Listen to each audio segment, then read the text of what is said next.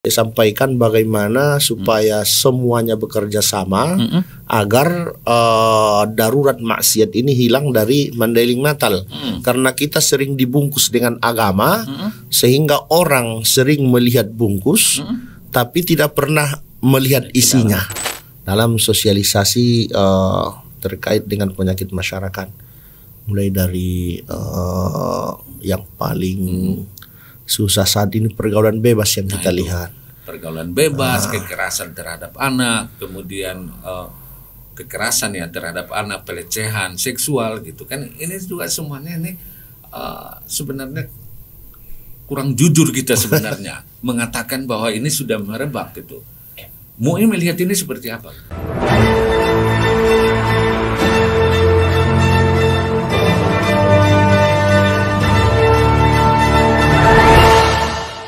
102,6 FM Saturasi Suara, satu kata penumpang napas selalu di hati. Anda masih tetap bersama kami di talk show Ruang Faslah, Cerdas dan Inspiratif. Anda dapat mengikuti podcast ini di Radio Start FM pada hari Kamis pukul 10 hingga pukul 11. Kemudian Anda dapat mengaksesnya di platform media sosial kita semuanya, termasuk di channel YouTube kita di di channel YouTube kita di Start FM News Channel, kemudian di live Facebook kita di Radio Start 102,6 FM dan di Instagram dan juga di media sosial TikTok lainnya.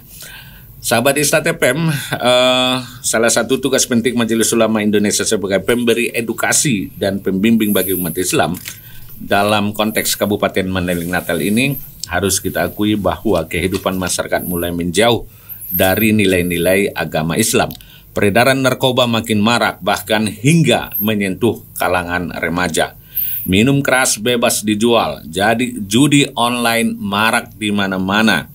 Bahkan banyak pejabat pemerintah daerah ini yang menggandrungi judi online ini. Belum lagi kenakalan remaja yang makin menjadi-jadi, LGBT kian fenomenal, perzinahan makin merajalela. Saat ini kalangan anak muda sudah tidak malu lagi berbuat tidak senonoh di depan orang ramai atau di tempat publik. Dan masih banyak lagi penyakit-penyakit masyarakat berikutnya. Walau peranannya penting, pemerintah daerah tentunya tidak bisa mengatasi segala penyakit masyarakat itu.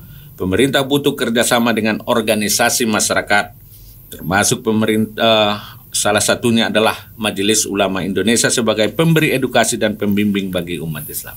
Pak Ustadz, kita tahan dulu, kita bicara tentang fenomena masyarakat sekarang. Pak Ustadz, setelah pulang dari Mesir tahun berapa? 2006 sampai sekarang itu sudah berapa puluh tahun itu ya? Aku juga 17 tahun ya. 18 tahun. Sudah kenal betul Pak Ustadz setelah ditinggalkan tahun berapa, kemudian melanjutkan pendidikan, pulang lagi. Pak Ustadz, kemari, bagaimana Anda melihat fenomena sosial yang makin menjauh dari nilai-nilai agama itu? Padahal kabupaten ini banyak julukannya Pak Ustadz. Daerah santri, Serambi Mekahnya, Sumatera Utara, negeri beradat, taat beribadat. Kemudian belakangan ini Madinah bersyukur, Madinah berbenah gitu. Bagaimana Pak Ustadz melihat di tengah masyarakat kita sampai sekarang? Kalau yang kita perhatikan ini secara pribadi, boleh saya katakan secara pribadi, karena saya mulai turun, artinya menyampaikan agama dari 2006, itu sudah ke kampung-kampung, dan sampai hari ini masih tetap saya mengisi pengajian-pengajian di kampung. Memang yang kita lihat sudah jauh sekali perhatian masyarakat itu terhadap pemahaman dan pengamalan agama. Namun yang menjadi catatan bagi kita, yang saya lihat di pemahaman itu semua paham, hampir paham, tapi pengamalan ini yang susah. Itu yang kita perhatikan. Sehingga kalau analisa kita butuh sebenarnya edukasi secara masif dari lembaga-lembaga terkait dengan permasalahan-permasalahan penyakit masyarakat itu. Seperti kita lihat bagaimana nanti anak-anak muda ini biar dia menjadi orang yang hebat, pemuda harapan. Itu perlu edukasi, kalau menurut kami perlu edukasi. Karena selama ini yang kita isi di masyarakat itu hanya edukasi sama orang-orang tua. Berarti generasi yang berikutnya yang perlu diperhatikan. Iya, yang di bawahnya. Yang jadi masalah saat ini orang sudah masuk ke generasi Z. Dalam arti umur 13 sampai 18 ini sebenarnya masalah yang kita lihat. Tapi jarang masyarakat memperhatikan ini. Yang banyak diperhatikan oleh masyarakat itu biasanya 40 ke atas. Sehingga pengajian-pengajian pun itu yang datang nanti 40, yang 60, yang udah mau meninggal. Sementara yang mau meninggal ini biar aja dibiarkan, dia mau meninggal. Kan begitu kira-kira bayangan kami. Yang mau kita bagaimana mengedukasi yang mau hidup ini. Ini adalah bagian dari program MUI. Jadi kalau kita di Majelis Ulama ada namanya tugas fungsi, sebenarnya ada dua yang paling fenomenal. Yang pertama himayatul ummah, menjaga umat dari pemahaman-pemahaman yang tidak benar, dari pergaulan yang tidak benar. Sehingga kalau di Majelis Ulama saat ini yang kita fungsikan untuk itu, pertama komisi fatwa, kemudian komisi litbang penelitian, kemudian komisi dakwah. Ini kita apakan, dan ukhuwah Islamiyah. Dakwah ini alhamdulillah kita sudah berjalan hampir setahun. Kita ada desa binaan di Panjabungan Timur. Itu desa Pardomuan sama desa Hutabangun. Nah, Pak Ustadz, tadi saya bertanya tadi ini posisi Kabupaten Mandailing Natal ini, bagaimana Anda melihat itu benar atau bagaimana itu yang judi online-nya? Judi online itu tidak hanya pada masyarakat biasa, sudah masuk pada pejabat gitu loh Pak Ustadz. Kemudian penyakit masyarakat lainnya itu Ustadz bagaimana dari sisi ketua yang menakodai MUI ini, itu bagaimana Pak Ustadz melihat ini kondisi real? Kalau realnya saat ini kan Mandailing Natal ini kalau saya katakan sudah darurat maksiat. Darurat, pernah saya sampaikan itu waktu acara Hari Santri kalau tidak salah, saya sampaikan bagaimana supaya semuanya bekerja sama agar darurat maksiat ini hilang dari Mandailing Natal. Karena kita sering dibungkus dengan agama, sehingga orang sering melihat bungkus, tapi tidak pernah melihat isinya. Casingnya bagus. Casingnya itu sinyalnya dibungkus. Kurang, gitu ya. Saya hitung dibungkus dengan pesantren yang banyak, dengan ulama yang banyak. Tapi kalau kita masuk ke dalam rapuh.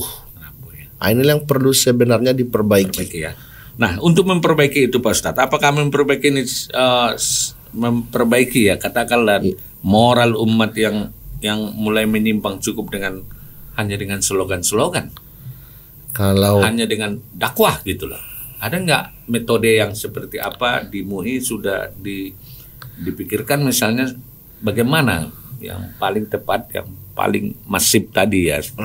Kalau yang kita rencanakan ini, kalau tuntas direncanakan 2025 itu kita dari Majelis Ulama ingin mengedukasi setiap desa. Edukasi dengan tiga permasalahan. Pertama, kita nanti memberikan materi optimalisasi pemanfaatan masjid. Sehingga pemahaman-pemahaman selama ini anak-anak tak boleh ribut di masjid, diusir dan sebagainya, disonggak. Jadi kita bagaimana nanti masjid ini dianggap anak-anak sebagai tempat dia dan dia nyaman. Dia bisa bermain, boleh di situ gitu. Itu nanti mau kita buat 4 mata pelajaran, 4 JP. Sasaran nantinya tokoh masyarakat. Kemudian yang kedua, ini Naposono Libulung sasaran kita ada sekitar 8 jam mata pelajaran atau JP-nya. 4 dia terkait dengan fardu ain. Karena pengalaman kita fardu ainnya anak muda ini. Karena pengalaman kita sebelumnya di desa binaan, dari 13 orang yang datang sholat, sekarang sudah 38. Nah, kita edukasi dia bagaimana tata cara sholatnya, bagaimana berwuduknya. Kemudian yang 4 JP lagi nanti kita masalah masa depannya. Ada 4 JP yang kita buat dalam draftnya itu yang saya buat. Suami istri ideal menurut agama untuk menuju keluarga barokah. Nah, karena termasuk juga saat ini kita lihat banyak permasalahan rumah tangga. Oke, itu tadi sudah dirancang ya? Sudah dirancang. Kemudian Pak Ustadz, kan tidak cukup dengan slogan tadi kan? Ya. Ada aksi yang nyata. Ya, harus. MUI sudah merancang edukasi, sinergitas dengan lembaga lain termasuk dengan pemerintah. Ya.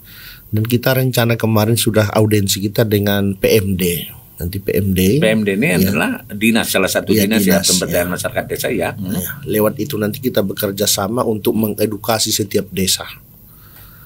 Wallahu a'lam lah, entah bisa nanti atau bagaimana, karena ini terkait dana sebenarnya. Memang kesulitan ya? Terkait di dananya. Dana ini kesulitan ya Pak Ustadz ya? Termasuklah sulit kalau sulit ya. Kalau dibanding di kabupaten lain termasuk kan kita sulit. Ada dana hibah. Ada dana hibah, tapi alhamdulillah lah. Tapi dengan sinergitas dengan PMD, misalnya dana desa bisa dimanfaatkan untuk sektor keagamaan dengan masuknya tadi program-program edukasi tadi ya Pak Ustadz. Ya. Ini salah satu bagian dari kerjasama dengan pemerintah. PMD, pemerintah insya Allah. Responnya positif. Alhamdulillah positif. Ya. Tinggal actionnya nanti kita tunggu di 2025 kalau alam. Oke, itu dengan PMD. Kemudian dengan pihak aparatur misalnya, itu MUI ada nggak kerjasama untuk memberantas apakah peredaran narkoba, pemakaian narkoba? Ini kan penyakit masyarakat ini secara mental, bagian dari tanggung jawab MUI misalnya dari kemasyarakatan, mereka punya tanggung jawab terhadap penegakan hukum, kemudian pencegahan dan segala macam. Dengan BNN, kalau misalnya penyakitnya dengan MUI, penyakit masyarakat yang lain tentu dengan judi juga tentu dengan aparatur itu.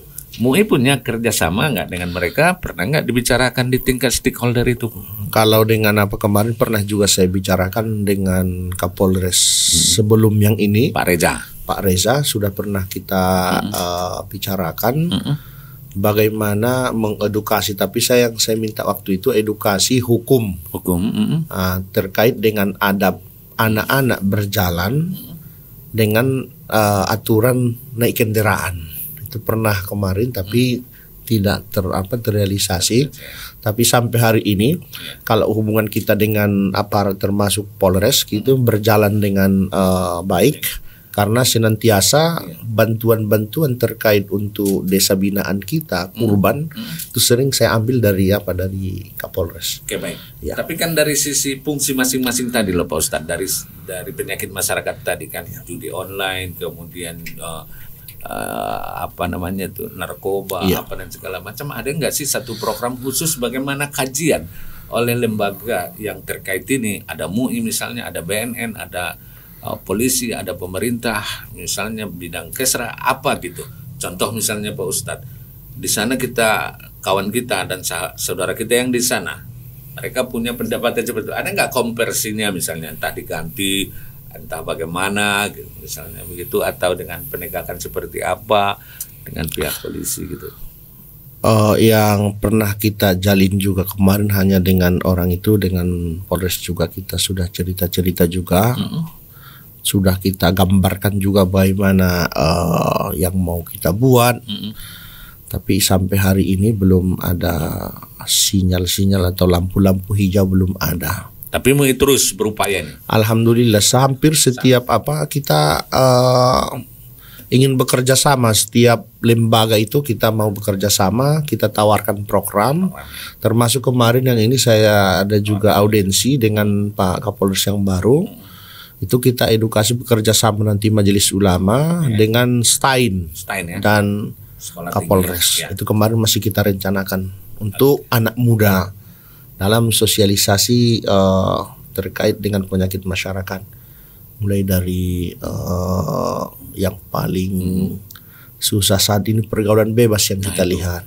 Pergaulan bebas, kekerasan terhadap anak, kemudian kekerasan ya terhadap anak, pelecehan seksual gitu kan. Ini juga semuanya ini sebenarnya kurang jujur kita sebenarnya mengatakan bahwa ini sudah merebak gitu. MUI melihat ini seperti apa? Kalau ini tidak kita upayakan menjadi baik, tidak akan bisa kebaikan kita harapkan dari manapun. Jadi kalau penilaian kita kan keberkahan itu dari kebaikan. Dari kebaikan. Kalau tidak baik, gitu kan? Bagaimanapun kita usahakan menjadi baik itu tidak akan bisa menjadi baik. Ya, oke, baik. Pak Ustadz, tentu khususnya MUI ini. Tadi kan memang sedikit kita sudah bicara masalahnya, Ustaz, kan, untuk memperbaiki moral masyarakat Natal yang mulai menyimpang dari nilai-nilai Islam ini. Pak Ustadz tadi sudah memulai misalnya dari edukasi, dari ini dan segala macam yang sudah dan yang sedang dan yang akan datang. Apa yang sudah dirancang, apa yang sudah dipersiapkan, apalagi zaman ini semakin luar biasa. Kita kadang-kadang itu tidak dapat memprediksi bagaimana sebenarnya pergaulan dan segala macam oleh masyarakat kita di Madinah ini. Kalau kita di MUI yang sudah kita buat kemarin itu sudah ada muzakarah terkait penertiban salon-salon yang kurang baik, itu sudah selesai dan fatwanya sudah fix ya. Cuman di Majelis Ulama ada proses SOP namanya. Kita menyiapkan pengiriman ke provinsi. Setelah itu dikaji ulang oleh orang itu nanti, kemudian dikirim ke pusat. Setelah tidak ada lagi masalah baru kita keluarkan fatwa itu. Ya, itu sudah selesai alhamdulillah. Kemudian melihat fenomena yang kita soroti pada saat ini sebenarnya stunting. Kalau kita di stunting. Karena bagaimanapun anak-anak ini harapan kita. Ya. Nah, stunting. Dan itu mungkin di bulan Januari saya sudah menyiapkan konsep-konsepnya. Di bulan Januari 2025 nanti itu sudah mau kita buat muzakarah, pengkajian air bersih, kemudian efek negatifnya ketika tercemar air untuk pertumbuhan masyarakat. Dan itu sudah saya siapkan semua dan saya sudah bekerja sama, data-datanya sudah saya minta dari Dinas Kesehatan sudah saya minta, kemudian dari BKKBN sudah, dari rumah sakit, dan saya juga sudah bekerja sama dengan STAIN untuk mentakhrij hadis-hadis terkait dengan masalah itu. Oke. Kita tahan Pak Ustadz, sebentar lagi, sekitar 10 menit lagi kami tahan di studio. Baik sahabat di Start FM, kita akan bicara lebih lanjut tentang fenomena penyakit masyarakat di Mandeng Natal dan bagaimana cara mengatasinya dari sisi kita masing-masing, dari kapasitas kita masing-masing. Kali ini karena narasumber kita ini adalah Haji Ustadz Nasir yang menakodai Majelis Ulama Indonesia yang memiliki fungsi-fungsi untuk memperbaiki umat dan menjaga umat ini. Kita akan ulik terus bagaimana program kinerja yang sedang dan selanjutnya akan dipersiapkan oleh Majelis Ulama Indonesia. Nantikan selepas pariwara berikut ini.